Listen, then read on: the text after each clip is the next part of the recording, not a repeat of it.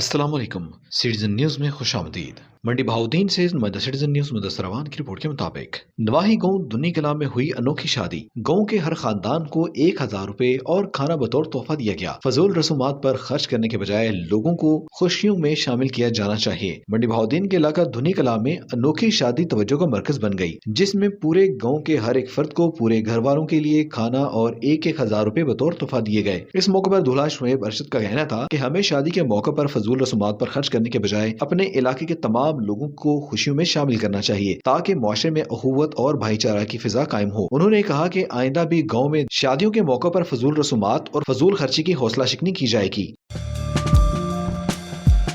जब ना हो कानून की बालादस्ती तो होगा जुर्म का राज। मुआशरे का उतार चढ़ाव और पल पल बदलती जिंदगी। करनी है खुद शनासी और जानना है अपना हक।